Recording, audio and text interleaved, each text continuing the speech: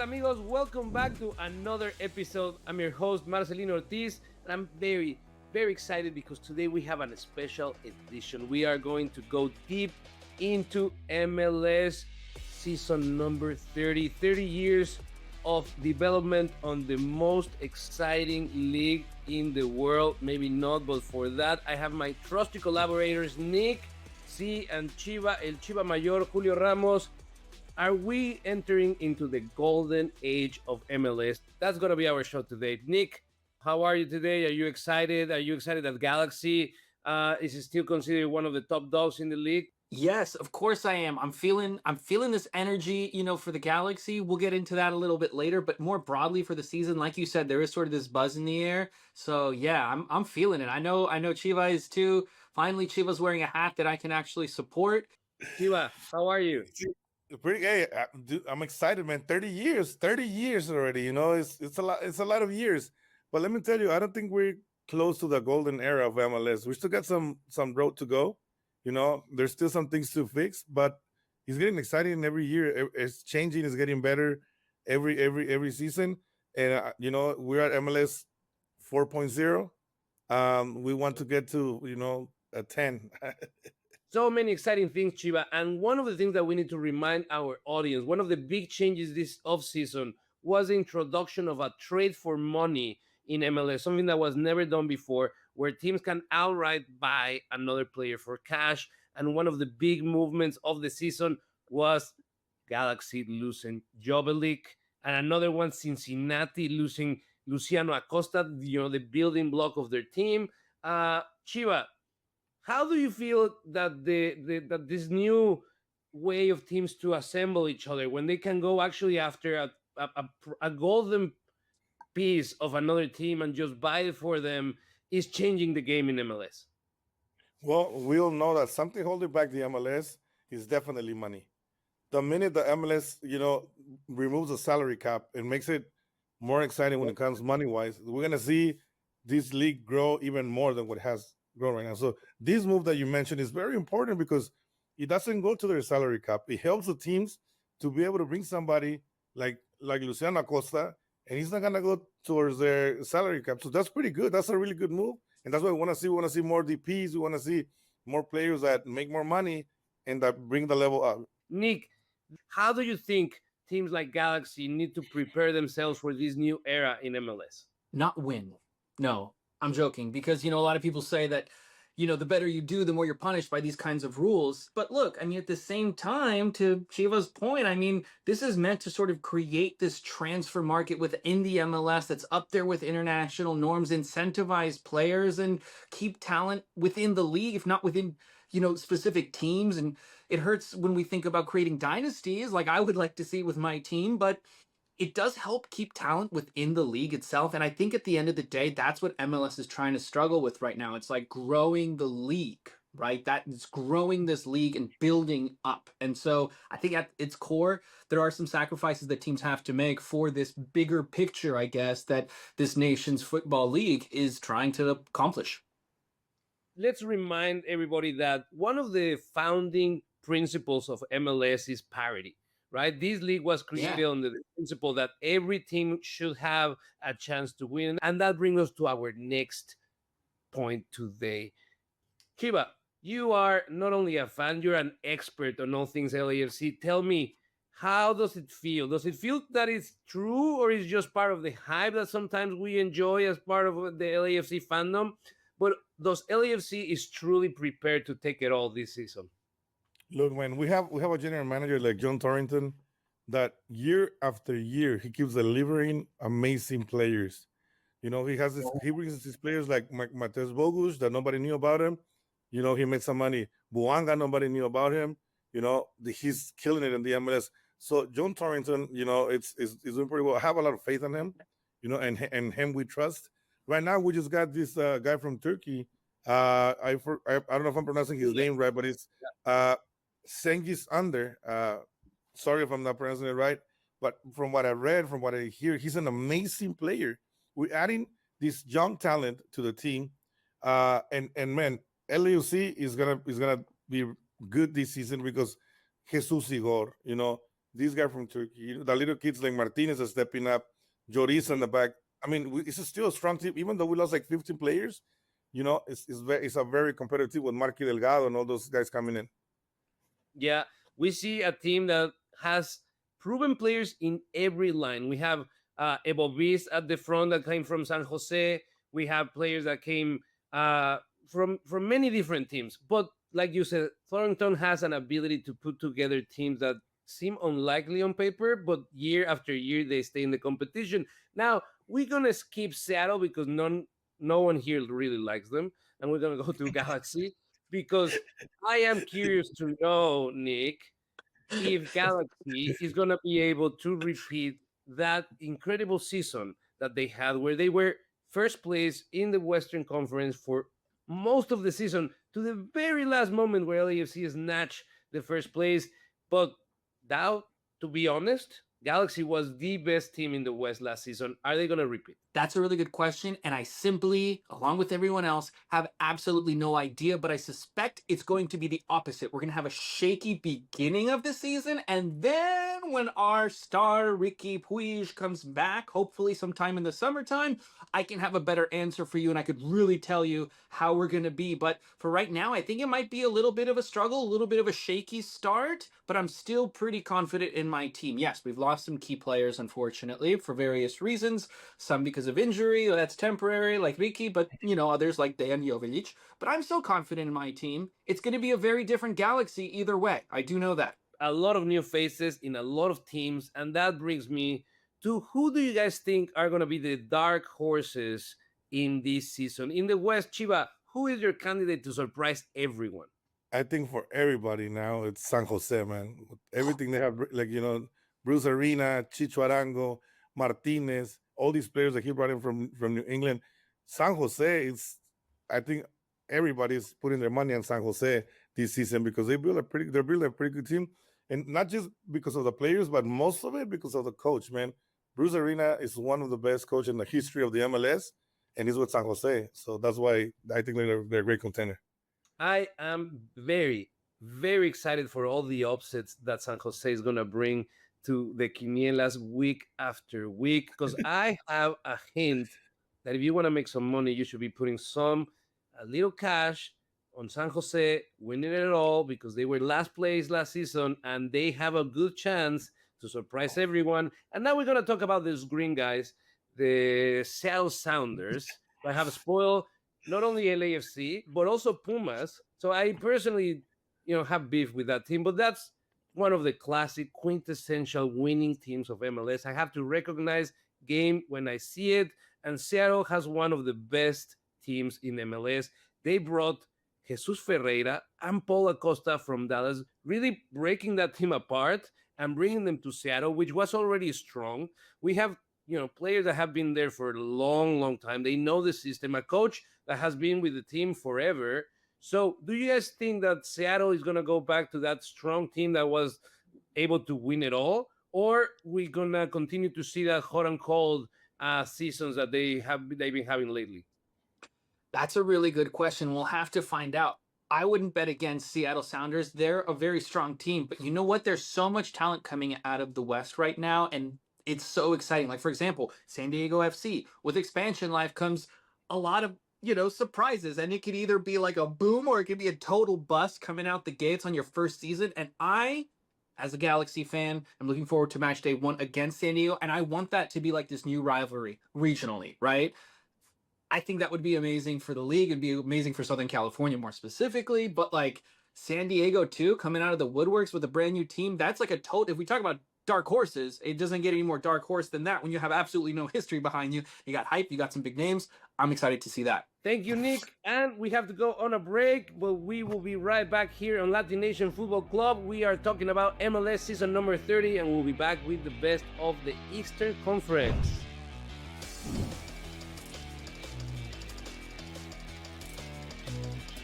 He's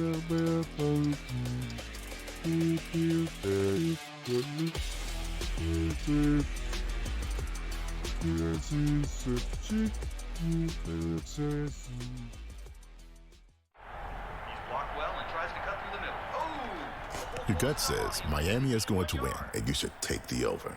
Your gut also said your NFT selfies would only go up in value. They didn't. But your head is on SportsGrid and knows the QB is in concussion protocol. The backup has a 45 QBR against the zone coverage. The New York D has the most sacks in the league. So yeah, trust your head. It's smarter to be on SportsGrid. You watch playoff games. The playoffs are all that matter, and the league's got an issue. They just don't want to admit it. They brag about how huge they are, how global they are, ratings are through the roof, profits are through the roof. I mean, between the NBA and NHL lying about their ratings and the money they make, I'm sick and tired of it. Pharrell, Coast to Coast, only on SportsGrid.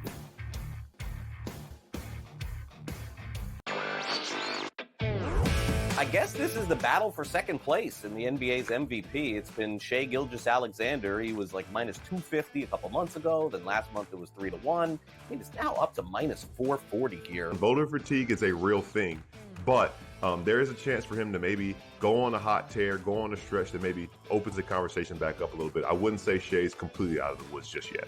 Newswire, only on SportsGrid. There is going to be an energy to game time decisions that you will feel night in and night out. We're going to go through every single thing, and I've got a great team behind me that's going to help me get the job done. I want this to be the place that people come to. We are going to hit every single one of those markets that you need to know about. There is not going to be a better place, I promise you, than Game Time Decisions. We will have everything at our disposal, and we will use that to our advantage. I'm Kevin Walsh. Tune into Game Time Decisions from 6 to 8 p.m. Eastern on SportsGrid.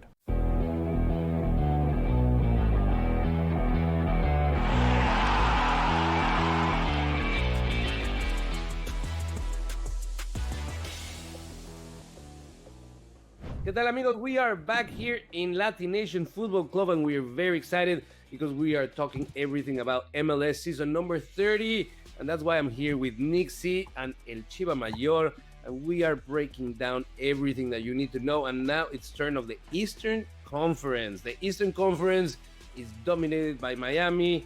Chiva, do you feel like they are obligated to win it all? Do they have everything that they need to become the next dynasty at MLS? No, they don't. I mean, I don't think they're gonna become the next dynasty. I think they're obligated to win something, definitely. I mean, with the players that they have, since the minute that Messi, wore the Miami jersey, that's it, man. They're supposed to win everything. They haven't. Last season they won the Supporters Shield, and Atlanta kicked them out of the contender for the MLS Cup. They're definitely a strong team. They are top contenders to winning the MLS Cup and the Supporters Shield. But I mean, it's the MLS, it's football. We saw it last season. Anything can happen, and in the Eastern Conference, there's some teams that can give them some trouble for sure. The one that most people think about as the direct competitor and the challenger to Miami, it's Columbus, one of the powerhouses of MLS. Do you think that they will topple Miami? Oof. That's hard, okay? Especially right now. So Columbus has a little bit of trouble, I think, coming down the pipeline for them. Cucho left for El Betis. That's going to hurt them, obviously. That's not what they want to see happen. So with him gone, that's going to be sort of this ever-present worry for their coach. But look, obligation. You use the word obligation with Miami, and it's exactly that. There's so much pressure on them. There's so much pressure on Mascherano, this star-studded team, to come out. And that actually might be what defeats Miami. It might be their own pressure. They might shoot themselves in the foot. Look, I don't want to minimize what they did last season. It's not, a small feat to win the Supporters Shield, to come out of the season with 73, 74 points, like the most of anyone ever. So look, they achieved something that's either going to really help them, or that's really going to crack them under the pressure. So we're going to see. Are they going to come out guns blazing, or are they going to crack like Humpty Dumpty? I don't know. That's a really good question. $1 million question. Another team that is in the Eastern Conference and that I'm confident that will be the spoiler for both Miami and Columbus is Atlanta. They went ahead and did the record signing of Emmanuel Latte, a very, very exciting forward that I think is gonna just dominate the league in every statistic. I think he's gonna come out swinging. But not only that, they put together a team that is really deep, that has two or three players in every position, and that stadium, when it's engaged with their fans, I think is the most difficult venue in all of MLS. Just the sheer size of the stadium makes, and I'm an LAFC fan, and the energy and and the pressure from the fans, it's felt by for the players that come to your BMO. But when you go to the Mercedes Benz, 70,000 people shouting against you, that is a pressure that is not experienced by MLS players. So my money is on Atlanta. But there's other teams. What other teams do you feel like really have a chance to be a surprise on the East? I mean, you already mentioned obviously Columbus and Miami. Cincinnati is one of them, but I think the real dark horse from the Eastern Conference is going to be Chicago. Chicago, I think for the first time in a lot of years, are building a very strong team. They have. I mean, they're just coming back. I think most of the MLS teams are trying to do that, but Chicago is doing pretty good. They look good on the Coachella tournament, and I think that they are going to be a dark horse of the East for sure. I have no doubt that they're going to probably be on the top four. It's always good when a coach has complete control over the organization, especially on the rebuild moment of this organization. This is a proven coach, former U.S. national coach, and I feel like he has all the tools that he needs to put this team back on its glory. Nick, what is your pick for dark horse on the East? All right, we've gone over them already. I'm going to try to choose something a little different. If we're talking about like having a little rebuild moment, I think maybe Orlando could come out and make some surprises now. They have nothing to lose. Charlotte too, we'll have to see. It's going to be a really interesting season. Now, this is going to be a controversial question. I don't want to pile on anyone, but in all of MLS, who are going to be the ones that struggle the most? Who's going for the wooden spoon? Who's going to go and have a single-digit season in MLS, guys? I can definitely see Salt Lake in the West Conference. They don't have Chichorango anymore. So I think Utah is gonna get the wooden spoon in the West, and in the East. I mean, it's because there's so many to pick from.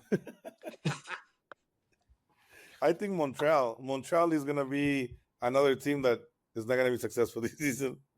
Yeah, what about you? I was thinking that too for Montreal for the East. I hate to say it. I don't want to jinx anybody, but like I said, San Diego coming out of the gates could either be a boom or a bust. It could equally be a bust. They could lose. They could fail to find that rhythm needed. And things could go, the wrong way for them as well. We'll have to see. What about you, Monse? I think that the prize for the worst organization and the least amount of points in a season is going to go directly to Toronto FC, a team that is in complete disarray.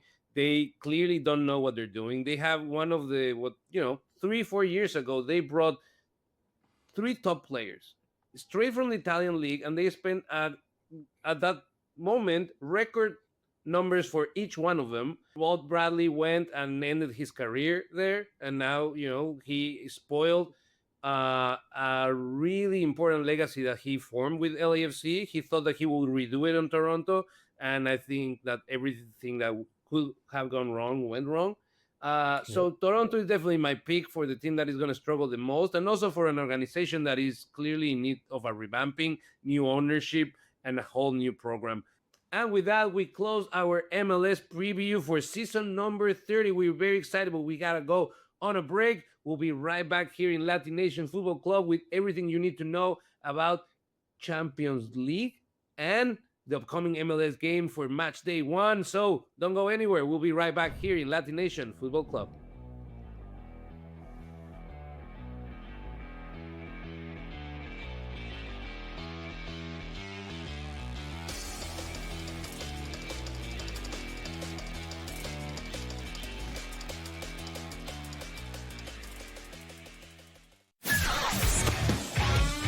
You have Duke the 1, Houston the 2. They're the 2 best defensive teams in the country. I want to see them play for the right to go to the Final Four because I think that would be a kick-ass game. Duke is really great on both ends of the floor. They can score and they can defend, and that's why they win by big numbers all the time, because they're really good on both ends of the floor. I don't trust Houston's offense. Pharrell Coast to Coast, only on SportsGrid.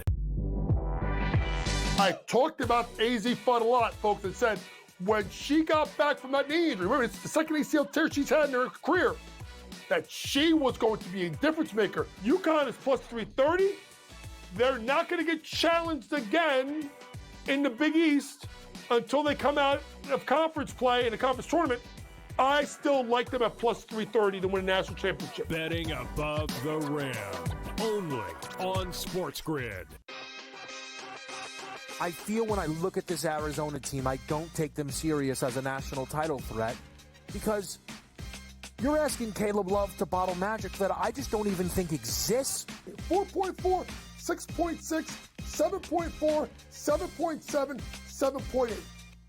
This guy is literally taking, he'll shoot you out of games, Kevin. Game time decisions, only on SportsGrid. The 2 guys that can do it all. Too much electricity this morning. This is a good time. We're having a lot of fun. I had to do a triple take. Ka-ching! Why? Because of parity. I didn't mean to offend. Yeah, it's not going to happen. Load management is a dirty word. Let him rip. You know what? Circumstances provide the results. What? How do you do this once? Oh, Donnie, you got such a good show there. A network that is booming. The Early Line, only on SportsGrid.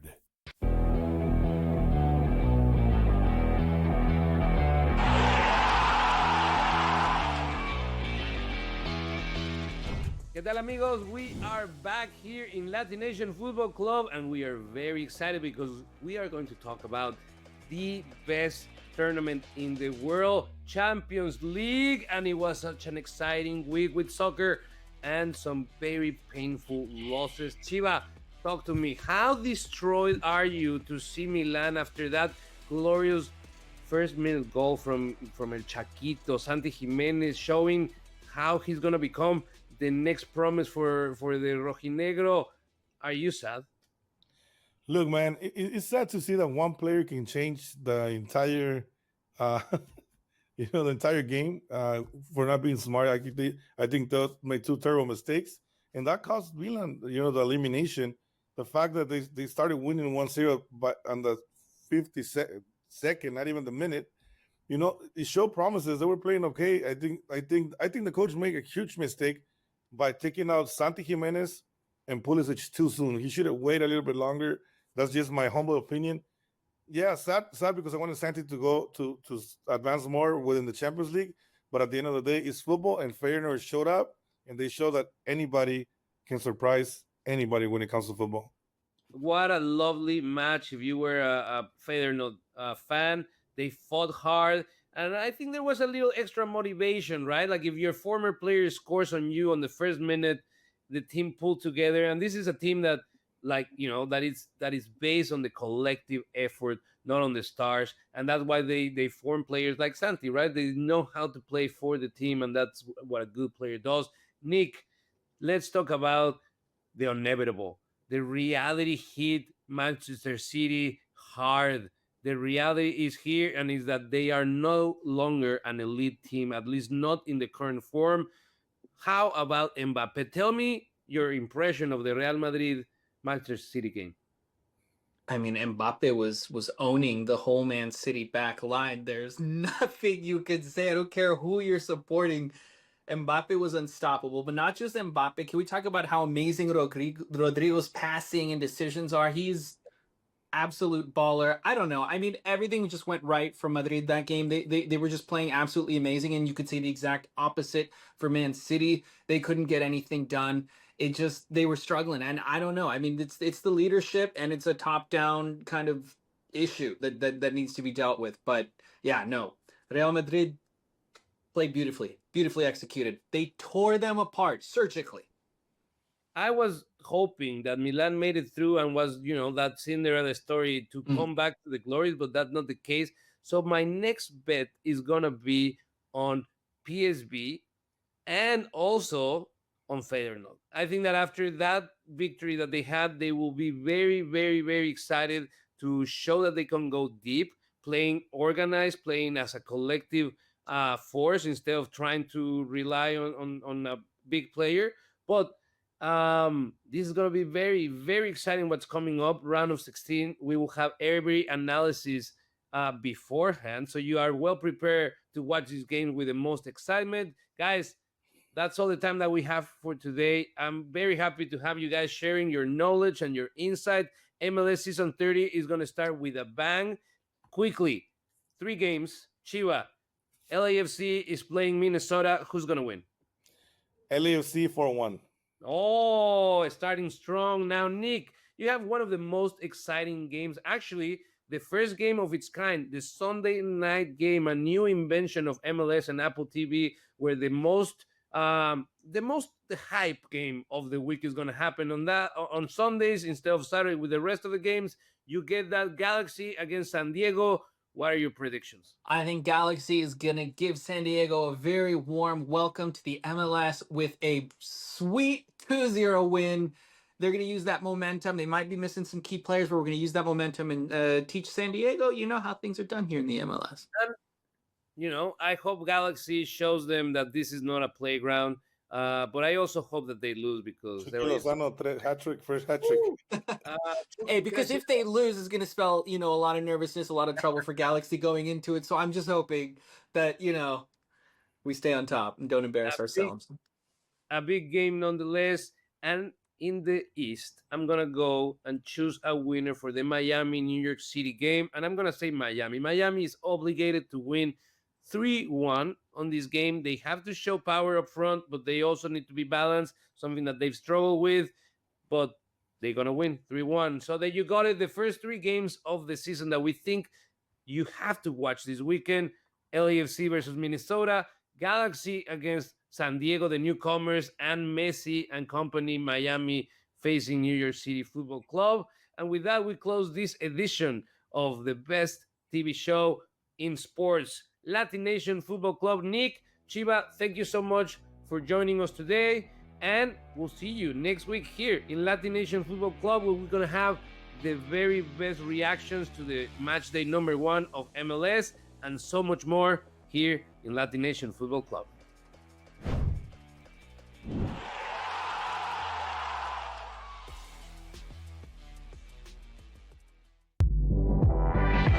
I talked about AZ Fun a lot, folks, and said when she got back from that knee injury, remember, it's the second ACL tear she's had in her career, that she was going to be a difference maker. UConn is plus 330. They're not going to get challenged again in the Big East until they come out of conference play in a conference tournament. I still like them at plus 330 to win a national championship. Betting above the rim, only on SportsGrid.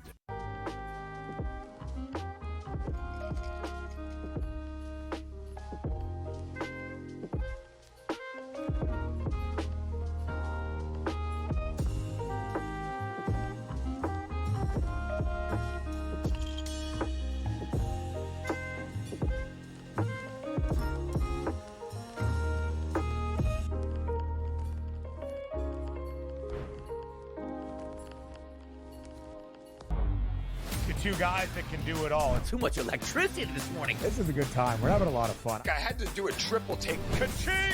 Why?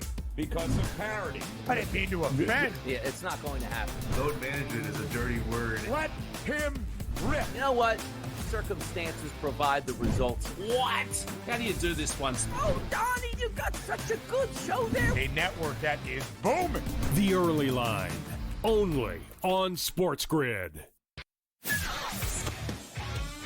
You watch playoff games. The playoffs are all that matter, and the league's got an issue. They just don't want to admit it. They brag about how huge they are, how global they are, ratings are through the roof, profits are through the roof. I mean, between the NBA and NHL lying about their ratings and the money they make, I'm sick and tired of it. Pharrell, Coast to Coast. only on SportsGrid.